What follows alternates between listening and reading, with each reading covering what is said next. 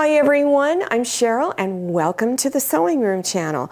I'm going to demonstrate how to take your needlework project that you've done, whether it's embroidery, cross stitch, needlepoint, or any other type of needlework, and turn it into a little decorative pillow. This is a really simple beginner's project. Okay, let's get started. This is a cross stitch design that I made many years ago. And I'm going to turn it into a pillow. It's also the perfect size for framing it if you want to, but I prefer my needlework to be put into pillows. That way I can move them around easier, no holes in the walls that you have to put in. So I'm going to show you how to select fabrics to go with your design. Now, the three that I have right here, this is quilting fabric, and I often use quilting fabric on my pillows. So I've pulled out some colors that will go with this. So when you're selecting fabrics for the back, or even if you're having the border on it, look at the colors in here and decide which color you would like to pop out the most. This is the fabric that I'm using on the back of my pillow, and I'm going to use cotton batting underneath it because I want to do a quilting stitch pattern. You do not have to use the cotton batting on the back side of the pillow. You can use just one layer of fabric, but if you would like to learn how to do quilting stitches, go to my beginner's quilting stitch tutorial. The link is in the description section below your YouTube screen. Scroll down until you see the word more, click on it, and the link will appear. Before you stitch everything to the back, we need to make sure everything's the same size. First, you want to look at your stitch work and make sure it's the same width on all four sides.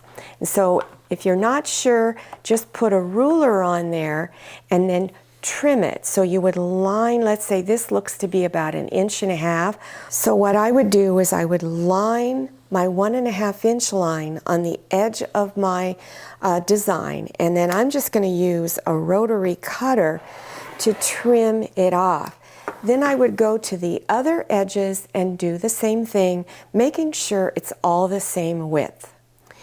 If your needlework design is on really dark Aida cloth or embroidery cloth, and you don't want anything to show through it, you would take similar fabric in color to whatever your cloth is and put it behind. Because when we put the polyfill stuffing in, and I'll show you what that is in a moment, especially if you're using Aida cloth that's like only an 11 count or 14 count, that polyfill stuffing may show through.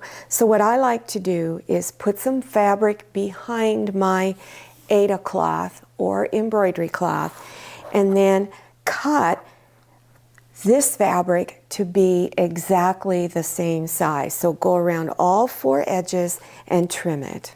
And then I recommend you just do a basting stitch close to the edge on all four edges just to hold it together while you are assembling your pillow. If you don't want to do the basting stitch because you're worried about your cloth unraveling at the edges, you can also do a little zigzag stitch along the edge. Have your fabric for the back facing up where the pretty side is showing, your dull side is down. And remember, if you're using the cotton batting, it's down underneath. Then take your design and lay it on top.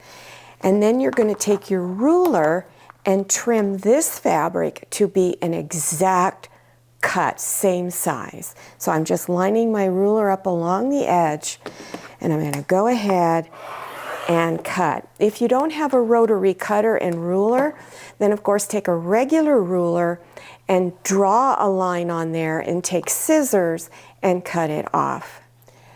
So after you've cut, you don't want to separate all your fabric pieces. Keep them together because they're already all lined up. So your next step would be to place straight pins all along the edges. On one end, you need to leave an opening. And I usually select the end that is going to be on the bottom of the design. So that way when you do your hand stitching to close this up, it's not that noticeable. So here is where I would start stitching, and you always back stitch on each side of your opening.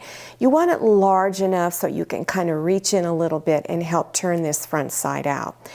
So you start here, you're going to do a 1/4 inch wide seam, and on your newer machines there's usually a little line on your sewing machine to tell you where that 1/4 inch is.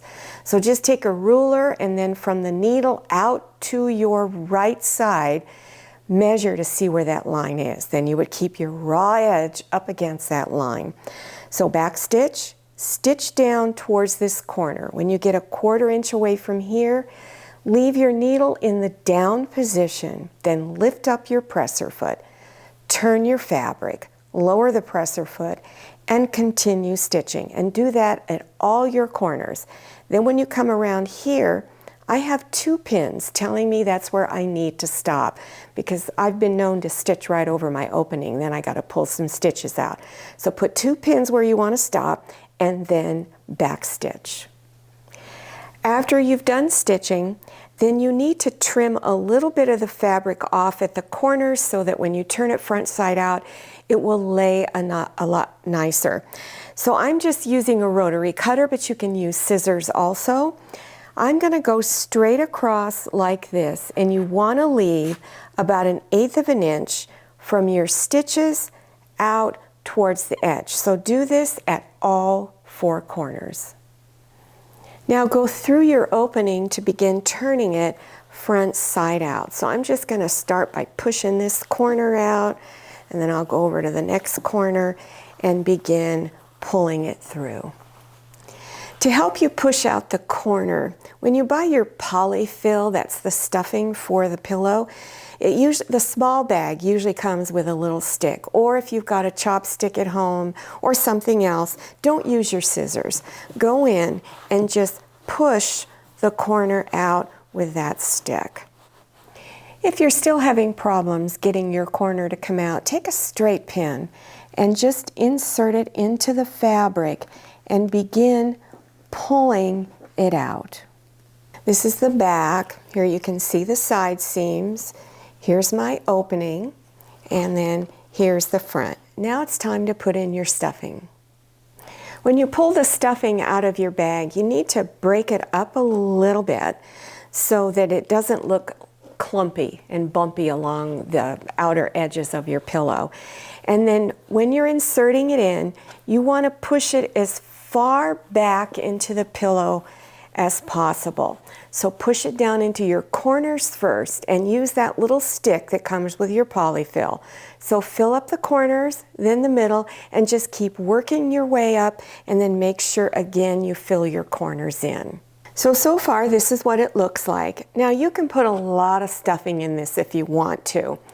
But if you put in too much, it's going to be harder to close your opening. So once you've got the stuffing in there, then you're going to stitch this close, and I'm just going to demonstrate a whip stitch, which will show a little bit. If you want to know how to do the ladder stitch, there will be a link listed below your YouTube screen in the description section. Now I'm using needle and thread, and I've brought the 2 ends of the thread together and tied a little knot in the end. To get started, you want to take your needle and go from inside so that the knot doesn't show. And you're going to grab just a little bit of your fabric. Then you're going to go to the other edge. Remember, your edges are folded inside a 1/4 of an inch. And I'm going to grab just a little bit of it. As I come up, I'm going to grab my Aida cloth here and pull it closed, and you'll keep doing that all the way to the end. Once you get to the end of your opening, then you want to go through a couple more times and grabbing your fabric, both sides, and then go through there, through that little loop, pull it, and I recommend you do it at least one more time, pull it through, and then to hide this end of the thread, insert it in, and then come out somewhere else in your pillow, pull it through, and then cut the thread off and it will be hidden. Well, I hope you enjoyed this tutorial and that you learned something new.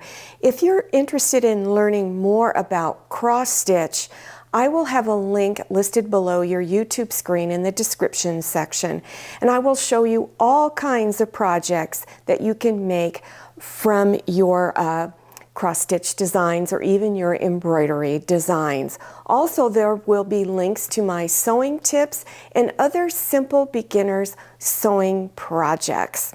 Now, don't forget to follow me on Instagram and make sure you check out my Facebook page. Thank you so much for watching and happy sewing.